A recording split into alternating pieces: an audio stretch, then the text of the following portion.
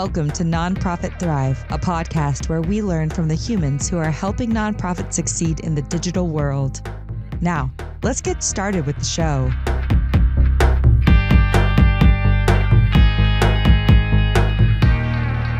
Welcome. I'm Ben Freda, host of the show, where we share the stories of leaders in the nonprofit tech space, the people behind the organizations, the foundations, the companies that help nonprofits change the world. This is episode number 8. We have had a lot of interesting episodes in the past. Past episodes include interview with Eric Brown of Brownbridge Strategies, who is ex of the Hewlett Foundation. We talked some interesting stuff about messaging, about communications, and he mentioned how there's no such thing as the general public, which was an interesting thing for me to learn. We also had another past episode with, for instance, Elise Newman of Oregon Shores Conservation Coalition, who talked about this great program they have where they're getting supporters to each adopt 1 mile of Oregon coast and walk their mile every quarter and fill out a report about issues related to litter and stranded animals and crowds. It's really interesting. So check that out if you're looking for an interesting way to engage some supporters in the environmental space. We have an excellent guest today that I'm super psyched to bring on. Somebody I met through her newsletter, actually. Before we get to her, though, I have to let you know that the podcast is brought to you by BFC Digital, where we help nonprofits thrive on the web. If you work at a nonprofit or a foundation or another type of social change organization, I'm sure you know that unless you're doing a big old project, it can be really hard to find friendly, reputable, reasonably priced web technology development help for your web presence. At BFC Digital, we help our clients succeed on the web by being your friendly neighborhood web tech partner. We can help you fix your bugs, evolve your web presence, integrate your new donation system to your site, et cetera, et cetera, et cetera. And we do the whole thing without ever making you fill out a support ticket, because support tickets are the worst. Go to bfcdigital.com to learn more. So today I am super psyched to have Laura S. Quinn on the show. She's helped nonprofits with websites for over 25 years. So she's the exact sort of person I want to talk to. These days, she's a nonprofit website coach who supports nonprofit staff with weekly or biweekly calls as they work on website projects. She also serves as a website strategist, and she has a ton of experience doing this, which is why I'm super psyched to have her on.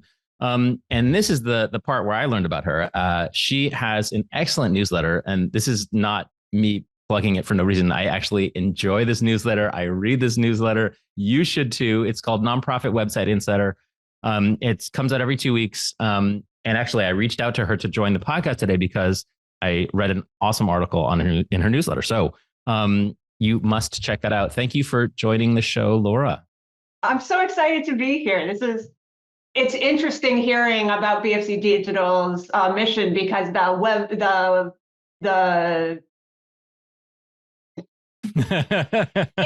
it's interesting to hear about BFC Digital's mission, because in fact, the goal of the newsletter is exactly the same: to reach out to those nonprofit people who have a website, who aren't in the middle of a project, that I feel are so often, the industry doesn't talk to them. It's like, it's all about these giant projects. And obviously, of course, in the nonprofit space, often it is not about a giant project. It's about just doing the everyday things to make your website great.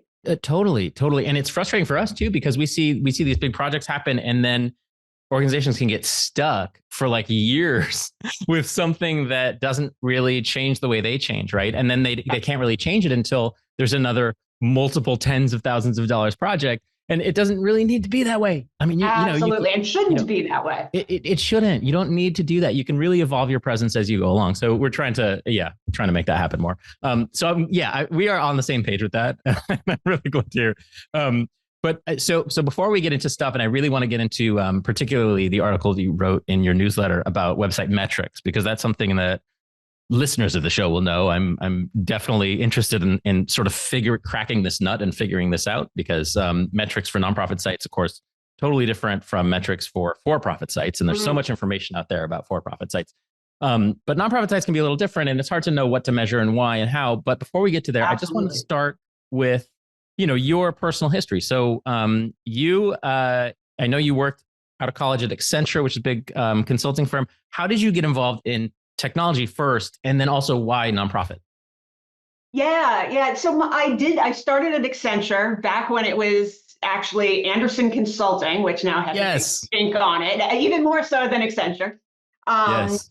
so it was kind of a Hail Mary out of college because this is actually a little known fact about me. I actually have a degree in apparel management as, one of those things that of course ties into exactly what I did. So I decided coming out of college after having a few internships that was a terrible place to work. And so I had an interest in technology. So I went to Accenture doing technology stuff there. The internet technology boom of the 2000s came upon us.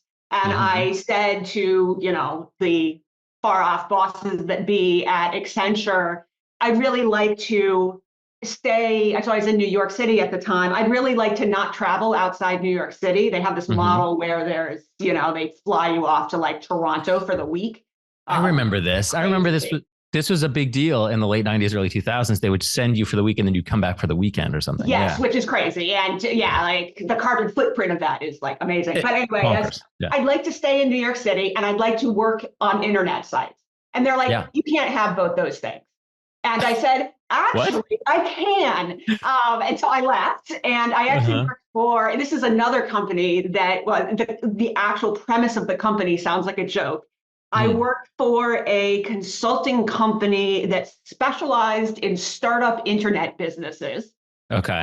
In the 2000s. It was a fabulous company with super smart people at a time when a lot of these consulting internet companies were very fly by night. So I learned a lot there for the 2.5 years before the entire internet sector went boom. Right. And was like one of like the 4 last people out of the door, which was weird and a whole story. That was like a whole episode in of itself right there. Oh, for sure. So this is like 99, 2000, right? Because that's when I graduated college in 2000 and I was and I was in Silicon Valley and stuff. And I remember watching all of this implode as I was a senior thinking, what is everybody going to do now? Yes. And in fact, for a while, I mean, living in New York City, it was like, everybody I knew was in that sector. And like for a while, like it felt like everyone I knew was out of a job. My partner worked in data analytics. So he was out of a job for like 3 weeks and then got hired again. Sure. I worked in, UX and user research was a little less employable. Yeah. In fact, it almost leads to my nonprofit story because I looked for a long time for a job and having trickiness finding a job. So about, I don't know, maybe 6 months later, I settled very much on a job that was doing it was UX and business analysis, which wasn't my background. It was what I could do, but it was with a consulting firm that worked primarily with large businesses, including primarily Pfizer. And I was pretty unhappy about working primarily with Pfizer. So I actually worked there for some time, but as a sideline, I started a nonprofit company it was a company that worked with nonprofits called Alder Consulting. Where we were working with small to medium-sized nonprofits to do kind of clever technology solutions to do kind of websites on a shoestring. It was before content management systems like Drupal or WordPress. Right. And I worked with a independent guy who had his own, he's actually now at Capellic. His name is Stephen Musgrave. He had his own kind of it was a bit of a content management system. We didn't integrate it for entire systems, but we would have a bunch of static pages, and then we would have a CMS underneath the things that needed it, like an event management system or things like that. Work with a fabulous independent graphic designer. So it's interesting now to come back around to the coaching work that I'm doing, having that. So I did that for 4, 5, 6, 7 years. So quite some time, and not all of it full time. But all of this experience working with small nonprofits, saying kind of what can we squeeze out of this budget, but in a responsible way, like not let's build something crappy with this small budget, but what can we build that's great and sustainable, that is designed to be low budget, was really is actually one of the things that I'm passionate about, is really exciting to me. And then was also really interesting. So how did you know what to, like, I mean, obviously with a small budget, right? Everybody can probably relate to this. You're making some trade-offs, right? Like you're not going to get everything. So when this is like early 2000s, I would imagine. How did you decide what to leave off the table in those tiny those tiny engagements? It would feel a little, well, I don't know. I was going to say it would feel a little different now, but I don't know that it would. So it was primarily feature set that we were leaving off the table. So relatively inexpensive was simply making pages and text. We felt that graphic design was important, and we also, in that circumstance, didn't really have to think about it because I worked with a fabulous graphic designer who didn't charge any more for a great graphic design. Right. So one of the things that we didn't do, which was certainly one of the way to save on graphic design, is that we did not do a million iterations of graphic design. So there was the understanding that, we're going to offer, it's going to be one version of the thing. Like you're not going to see 5 possible directions for your homepage. We're going to offer one version, and we're going to do some tweaks. We were lucky in that it was also cheaper because, and this is something I do talk people through as a coach. We were a bunch of independent consultants tied together by me as a project manager. Honestly, we were lucky that we never got into a bad situation. Where, like, either one of the partners I was working with decided that they hated all of us, or one of the clients decided they hated us all, because it wasn't a very protective structure. I would recommend it as a structure for a consulting firm. But as actually a nonprofit, if you have project management skills internally, hiring a whole bunch of independent, or not a whole bunch, but hiring 3 or 4 independent consultants, or hiring a graphic designer, and hiring a functional designer, and then hiring a website a website development firm that doesn't actually do those other things, can actually be notably cheaper. But you take on more risk of, that they don't talk to each other or do the things right. That's really interesting. And I don't know if I've had that experience where I've seen a nonprofit do that, but I could absolutely see how that would work. When we do big projects, we're sort of doing it all. However, we're more expensive than doing it internally. I mean, we just are, because we're an agency. So you're saying you could have, let's say, the communications person or whoever in the communications department be like, I know enough about websites to be able to project manage this, and go out and hire a designer and do the iterations with the designer, and then go out and hire someone to code that design out. That's interesting. Yeah. I would add on to that mix. I think it's important, unless that communications person internally in the organization just knows a ton about website. I would add into that mix, I think it's important to have a strategist or a functional designer to define so what the site kind of is, what the sitemap looks like, to do do the wireframes, to do the structure of the page. Yeah. And then the graphic designer takes the structure of the page to build them out. But then, yes, absolutely, there are a fair amount of firms that only do the back end. And in fact, if you go to them to do the whole firm, will in fact contract out the graphic design themselves. Interesting. Yeah, sure. Yeah, exactly. Some firms will do that. Yeah, no doubt.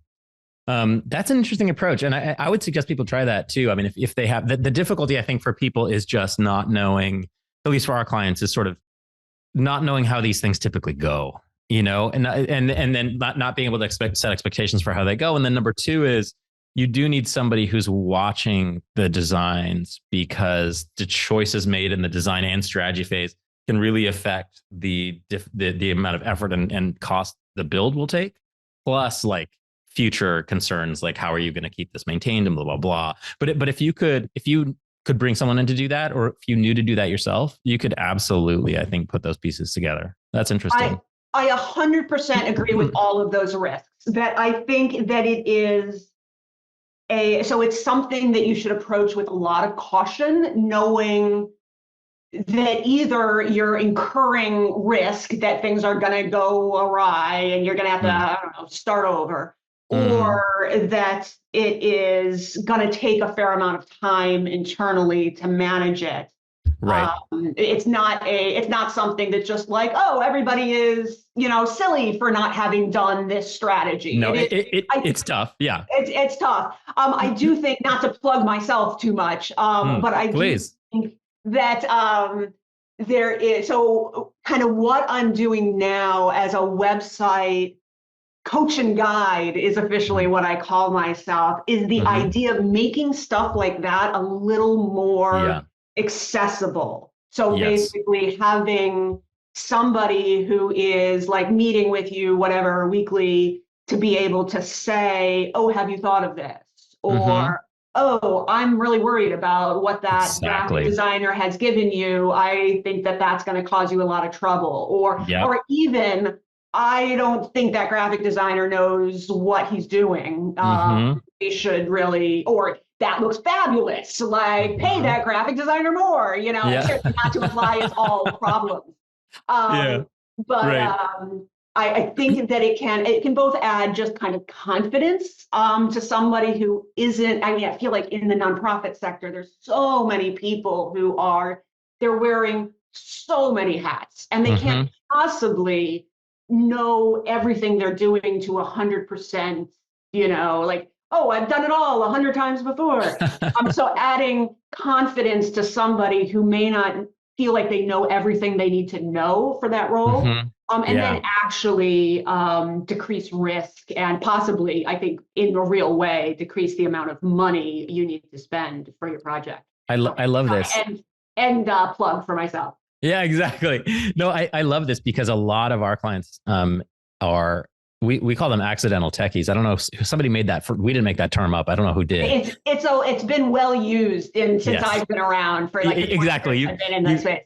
So it's a well-known thing. So, but yeah, accidental techies, right? Like they have joined the nonprofit, right? Because they're sort of mission driven. They're interested in the mission. They want to do good with their life. They are usually experts at communication or something like that, or being a program manager or something like that. And then because they are, I don't know, because they have the newest phone, or because they like are younger or whatever, they're like, they're all of a sudden in charge of technology, and so they're like, crap, I got to figure out how websites work and what the technology is and what HTML is and why someone said the server's going down. What is a server? You know what I mean? So like they end up like, what? So you kind of have you have these people that are doing tons of stuff, and they are given this sort of technological, responsibility, and technology is always changing. It's a very quickly evolving world. It's hard to know everything. I mean, my job is technology, and I still don't know the ins and outs of how AI might be used in different things. You know what I mean? Like, so it's impossible to keep up with. So yeah, so I can absolutely see, having someone like you around to sort of bounce ideas off, know if I'm doing the right thing, what are the things I should be looking out for? I mean, yeah, like the technology is really interesting, and you can get into it and you can work on WordPress and stuff, but really having somebody who can sort of back you up would be hugely helpful. Yeah, that's the idea, at least. Yep, absolutely. Yeah, cool. Anyway, but I want to talk quickly before we get in. It's fun doing these interviews when they kind of go off on a tangent because it's interesting. So before we get into the metrics questions, I wanted to just get back to that early career stuff. Yeah. You end up doing Idealware. Yes. Is that how the consulting stuff kind of turned into Idealware, or how did that work? Yeah, the consulting stuff kind of led me to Idealware. So for those who are not familiar, Idealware so it no longer has the same name, but it's still around.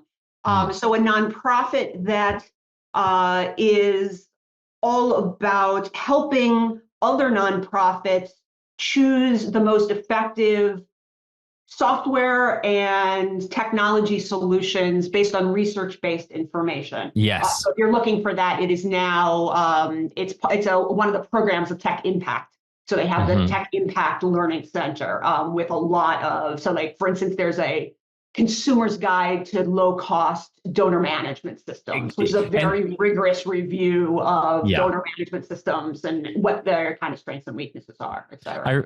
I remember I remember first seeing these in maybe like 2008 or something. I can't remember what the year was, but thinking, oh my gosh, this is such a good resource. Yeah. Yeah. It kind of came about because I really wanted it. I really wanted to have these resources as a consultant, and it didn't make any sense as a independent consultant to do it for one client, but it absolutely makes sense as a sector to have these resources. So so I was the founding executive director, and for a while it was kind of a very expensive hobby for me. While we got it off the ground. I'm sure a lot of people who have founded a nonprofit know, the expensive hobby of not having a funding stream to start. And then over the next 10 years, grew it to about a $500,000 organization. We had about 6-7 people, cool. Another executive director, and then merged with Tech Impact. So so I felt like that's a successful stage of my career. Also, just so useful to understand the ins and outs of the actual nonprofit world. It's one thing to consult to nonprofits, which I've done. I've consulted in one way or the other for basically my entire career. But to understand from an executive director perspective, what that means is pretty invaluable. So here's the question for you. What did you choose as your CMS? For my own website? For Idealware. Oh, for Idealware.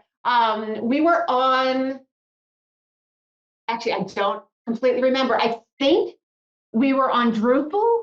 It was either Drupal or WordPress, and it was actually picked because we had a friendly, we knew it didn't matter that much, was actually which is an important thing to know. So we knew it didn't matter that much, and we had a developer who was going to develop it at like half cost or something like that.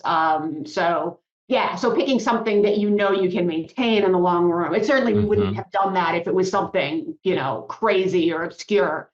But neither of those were crazy or obscure, and the firm would do it for us. So that's a good reason. I know we always tell people too, it's up to you, the CMS, and there's some ways they can both do the same thing.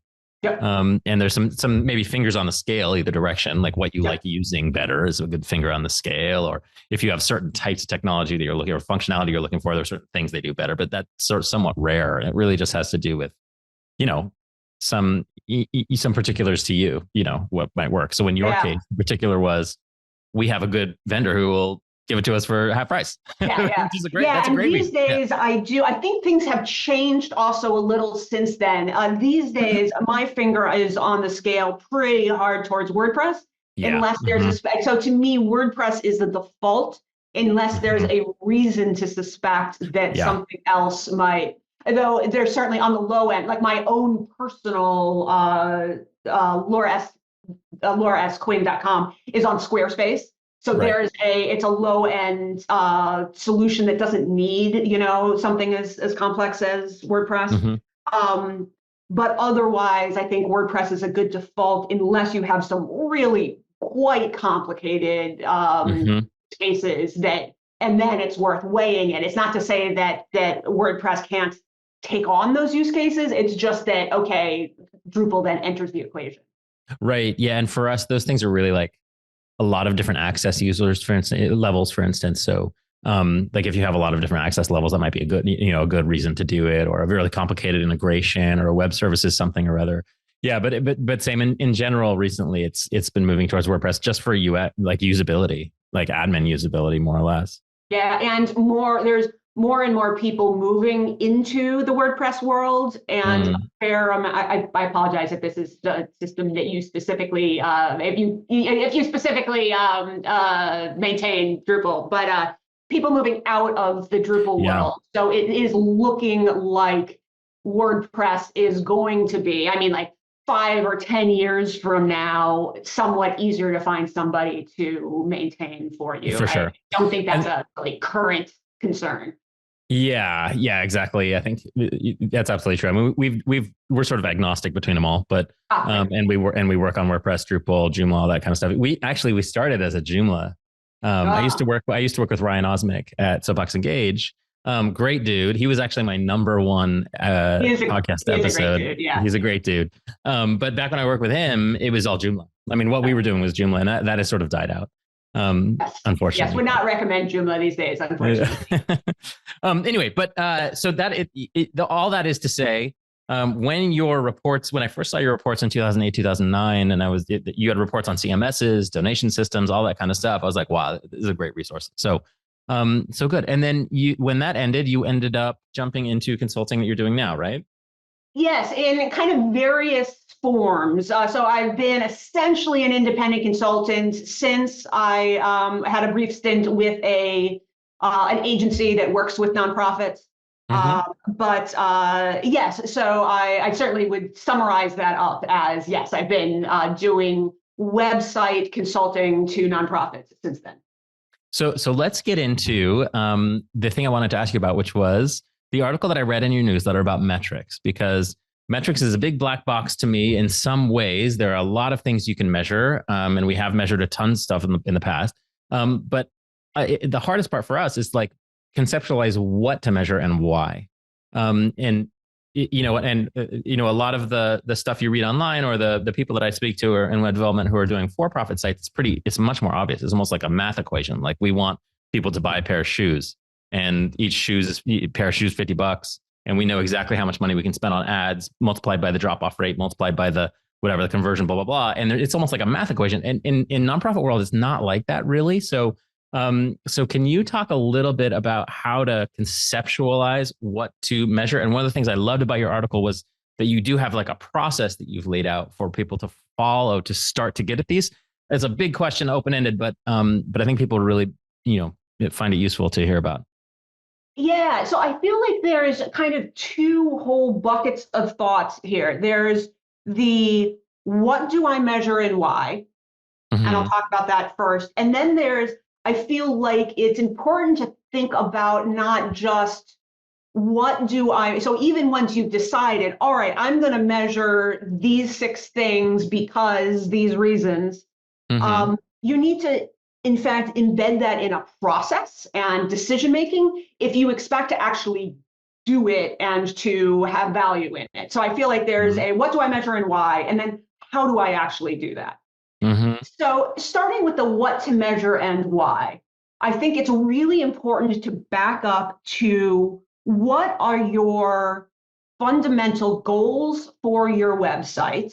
And hopefully you've defined your goals at all. But if you've defined goals, you've defined them as to what you want to increase or decrease in the world. So too often people define goals as things like better visual design. I would say not a goal. That's a tactic.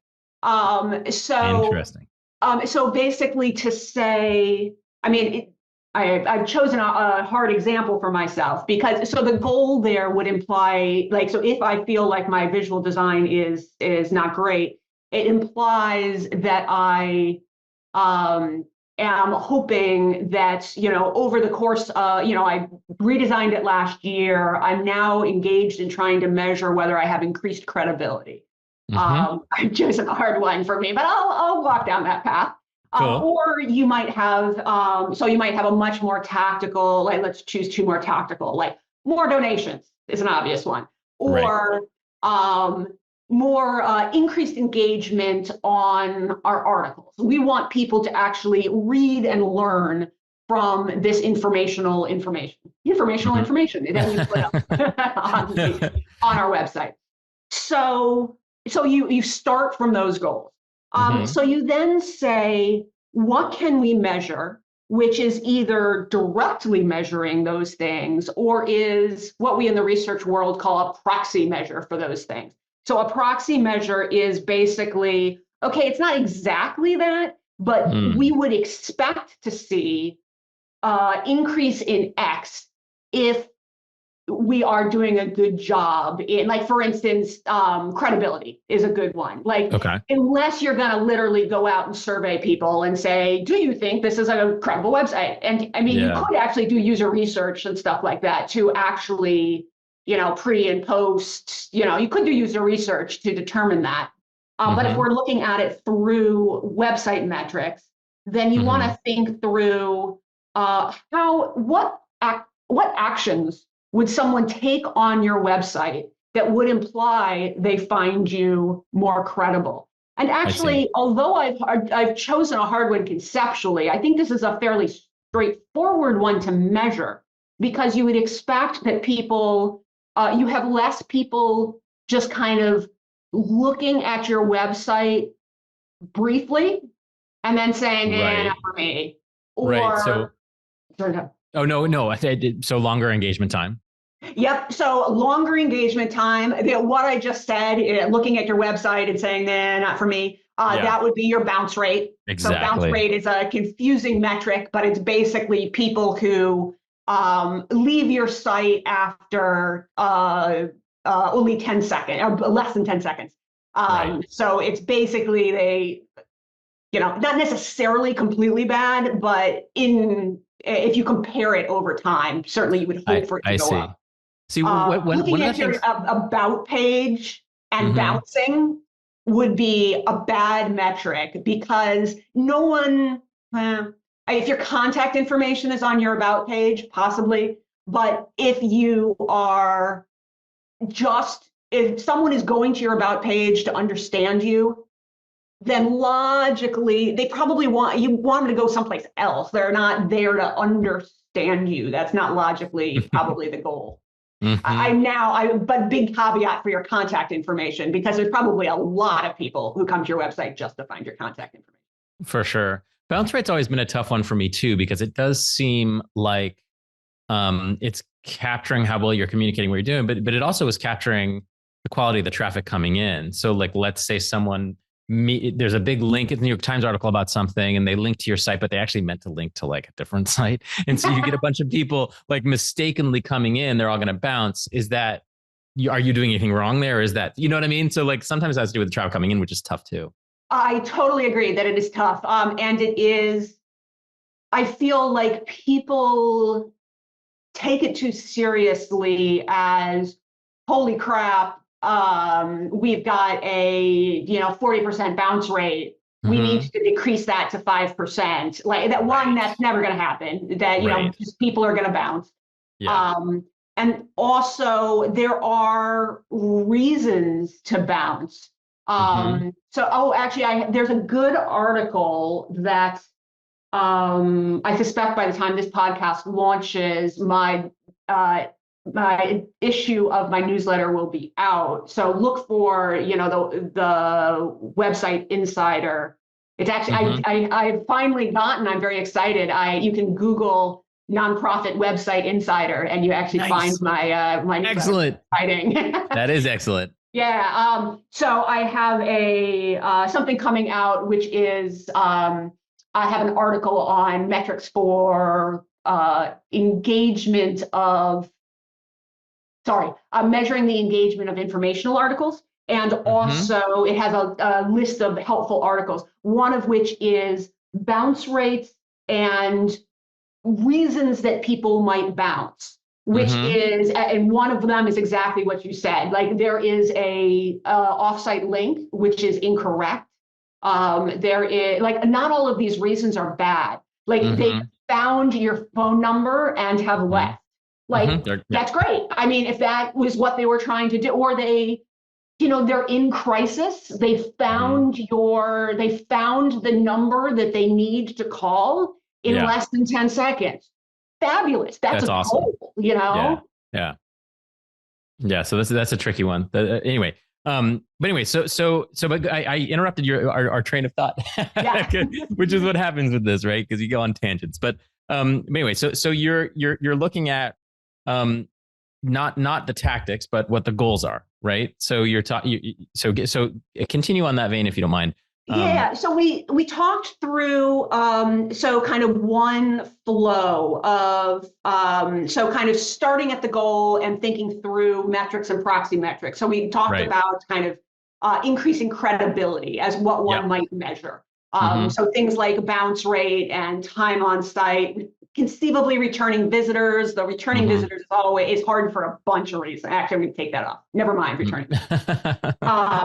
So let's think, I feel like donations is a fairly easy one if you set up your Google Analytics with the right stuff. When you think about these very tactical conversion-based things, you really want to set up Google Analytics with actual what's called events in Google Analytics. So basically to say, all right, somebody clicking on your page about donating is an event. And then someone actually submitting a donation is an event. And if you set that up, it will actually show you like, okay, where were people when they got to your donation page? How many people on your donation page actually submitted the donation form? So it'll show you what's in the corporate world called the funnel of how people got through that. So that one is, and it's not hard. Well, it's not time consuming to set up events in Google Analytics. It takes either know-how or some pretty detailed study and step-by-step through some instructional instruction. And in fact, I have, for that reason, that is another article that is coming in this issue. Nice. So I'm basically, what do people know and what are the how-tos they need? And it has gotten more complex. The Google Analytics interface has gotten more complex. So you can always call us too. We'll do it for you. But you can absolutely. Yeah, but you can also do it yourself. It's really not something that you need to know how to code to do if you can follow along. Anyway, it's kind of like I call it like if you're technology intrepid, nice. like you're willing to like kind of, machete through the jungle of instructions, you can make it happen. So for sure. Yeah, for sure. Okay. So you've got your donation page and you're measuring the funnel. And the point of that is to sort of figure out where people are dropping off and maybe make changes over time and measure whether those drop-offs are decreasing. Yes, absolutely. And also you can, with something like that, also very useful to look at where people are coming from. So, people are coming from this impact story, which has a link to donate. Ooh, we should do more of those. Or people are coming directly from the homepage. Interesting. Or directly from Google search. Interesting, implying that they are looking for you in order to donate. That would be a pretty, that's not a very common scenario, but certainly would be interesting if they are. So basically, you can think through what is working in order to move people to donate and do more of that. Got you. And then when you talked earlier about the process of it, so you knowing to measure, and then I guess there's a part of a process where you're like, I'm going to measure for a while, and then I'm going to make changes and remeasure, or how does that work? Yeah. So the process is critical here because I feel like so many people they've defined the list of things they're going to measure, but then their process of actually measuring it gets kind of lost in it gets lost again in what you could measure. So somebody maybe is responsible for measuring, but as soon as you go into Google Analytics or whatever tool you're using, which is likely to be Google Analytics, it's so easy to go down the rabbit hole and wander away and get lost and spend hours. So to basically say, all right, to make a plan, we are going to measure these 6. I mean, you certainly going down the rabbit hole sometimes is useful, is not necessarily a bad thing. But our metrics plan is we are going to measure these 5 things. We're going to do that every 2 weeks with the idea that we are going to set a meeting every month to talk about what our metrics are telling us.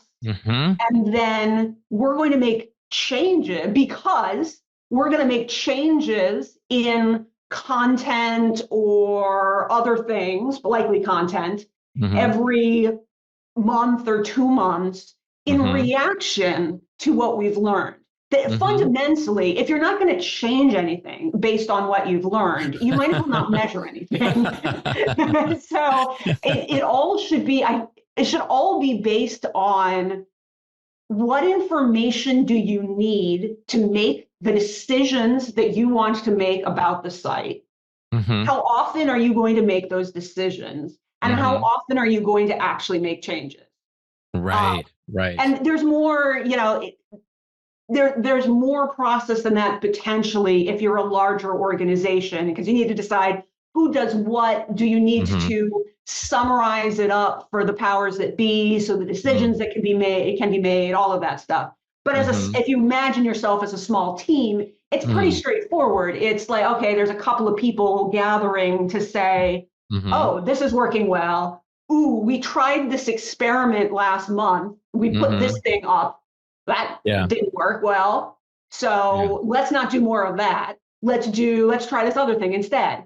So to think of it as, the metrics themselves can be a static process of what you're measuring, but it is part of this incremental improvement of, in my experience, usually content. You certainly could improve other things, but not everybody has, a partner like BFC who can easily tweak things over time for them. I'm also interested in your experience. Like, what are some things that have changed that have actually had an impact? And what are some things that you changed that you thought would have an impact that didn't? If you have any, I know it's tough to put you on the spot, right? Like that. But I'm just curious. I can certainly give some examples. I'm trying to think through. So for example, a lot of my work is around deep informational websites. So it's people who have a lot of content and are trying to educate visitors. And so there's always a lot of work to be done and thought to be put into, is this plain language enough? Is this plain language enough? So not jargony, you mean? Oh, not jargon. Yeah, sorry. Not jargony. And plain language is a specific term that you can go out and Google for far more information than you ever wanted. To mean not very many clauses in the sentence, at a low reading level. So particularly like if you're so for instance, I work on some legal aid sites. And if you're working in educating people about government programs, a lot of times you are trying to reach out to a audience that might not have a high literacy rate. And stuff is far too, you get stuff that's put up there by lawyers that I have trouble reading.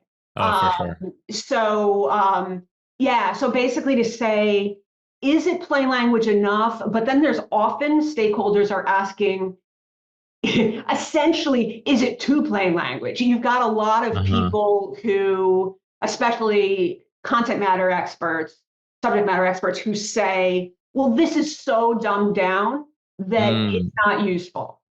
I got you. And so trying to think through things like that you can get metrics that will, so looking at site metrics like time on page, or how many people scrolled down 50% of the page. There's a little bit of issues with that one as well. But so you can, those are pretty good proxies for, I mean, obviously, if people spent 30 seconds on your very detailed article about how to get a divorce, they probably got less information from it than somebody who spent, 2 minutes on it. Yeah. Or scrolled. I mean, to see the article, you have to scroll some. So let's say, only 10% of people are scrolling some, you can measure that kind of stuff. That's interesting. Yeah. The scroll rate is a good rate. It tends to be a little inflated because it's a common user behavior to scroll all the way down and all the way back up to see what's there. Is that right? I didn't know that. It's a common user behavior to do that. That's funny. If you do user testing, it's very common. I do that too. Now that I think about it, I have this instinct to just see how long it is. That is so weird. I never considered that. Yeah, wow. And with the so you hear a lot with websites about scanning the page. That you need to make your stuff scannable. So that's one of the reasons is that people are scanning for headers and stuff like that. Yeah. So they are seeing how long it is. They're seeing if it seems like it's worth their effort to, like, if it's long, can they skip ahead, all of that stuff. Totally. But regardless, so that was, that's why your scroll rates might be inflated. But comparatively, this article to this article, or this article that we've now improved compared to what it was 2 weeks ago, right? Or we think we've improved.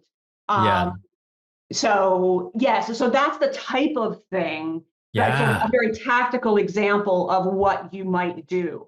And donation stuff tends to be very tactical. And if you want to get super tactical and you have a large audience, you should absolutely think about A/B testing, which is totally a different thing.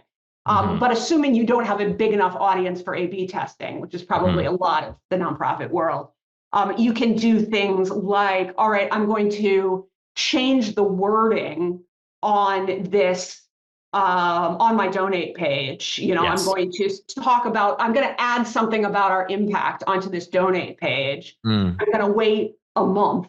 I mean, you have some trouble if you don't have a lot of traffic in order to have any kind of idea as to what's actually, what's just noise and what's, but if you wait long enough, you should be able to track the metrics to say, oh, that seemed to go in a good direction. Maybe let's do more of it and see if it continues to go in a good direction. That's always, if you don't have a ton of traffic and it's hard to know whether what you're seeing is just, random fluctuation, to go in small incremental steps and to see if your metrics move with you.